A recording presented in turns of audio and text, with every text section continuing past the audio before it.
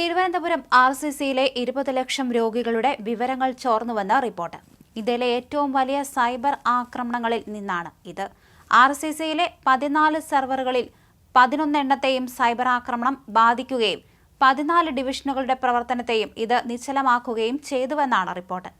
Radiation വകുപ്പിലെ വിവരങ്ങളടക്കം ചോർന്നുവെന്നാണ് സൂചന. 20 ലക്ഷത്തിലധികം രോഗികളുടെ ആരോഗ്യ വിവരങ്ങൾ ഹാക്കർമാർ സ്വന്തമാക്കി.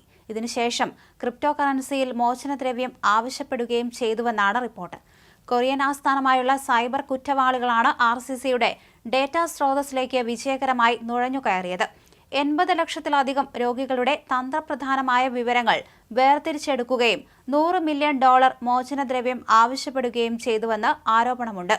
രാജ്യത്തു തന്നെ ഇത് അത്യപൂർവ സംഭവമാണ്. തിരുവനന്തപുരത്തെ RCCയിലെ റേഡിയേഷൻ ഡിപ്പാർട്ട്മെന്റിലെ വിവരങ്ങളിൽ 2024 ഏപ്രിൽ 30-നാണ് സൈബർ ആക്രമണം നടന്നത്. സർക്കാർ ഉടമസ്ഥതയിലുള്ള പ്രീമിയം ക്യാൻസർ കെയർ ഹോസ്പിറ്റലും റിസർച്ച് സെന്ററുമാണ് ഇത്. റേഡിയേഷൻ ചികിത്സയ്ക്ക് ഉപയോഗിക്കുന്ന സോഫ്റ്റ്വെയറിനെ ലക്ഷ്യമിട്ടായിരുന്നു ആക്രമണം. രോഗികൾക്ക് റേഡിയേഷൻ നൽകുന്ന സോഫ്റ്റ്വെയർ ഹാക്ക് ചെയ്യപ്പെട്ടു. ആക്രമണത്തിന് ഉത്തരവാദികളായ ഗ്രൂപ്പിനെ റെയ്ഡിൽ ടീം എന്നാണ് അറിയപ്പെടുന്നത്. ഇന്ത്യയിലെ പ്രമുഖ വാർത്താ ഏജൻസിയായ UNI ആണ് ഈ വിവരം റിപ്പോർട്ട് ചെയ്തത്.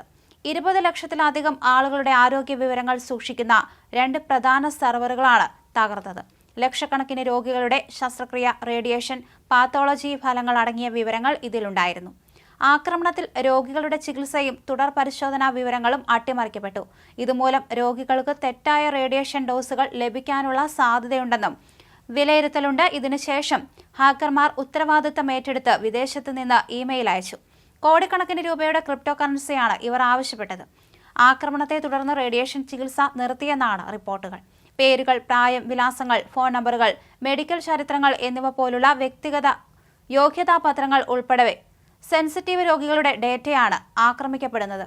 സൈബർ പോലീസ് അന്വേഷണം തുടങ്ങി. ചൈനീസ്, ഉത്തര കൊറിയൻ ഹാക്കർമാരുടെ പങ്ക് സംശയിക്കുന്നുണ്ട്. 2022-ൽ ഡൽഹി എയിംസിന് നേരെ സമാനമായ സൈബർ ആക്രമണം നടന്നിരുന്നു. അതിൽ പ്രമുഖ വ്യക്തികളുടെ ആരോഗ്യ വിവരങ്ങൾ ചോർത്തി.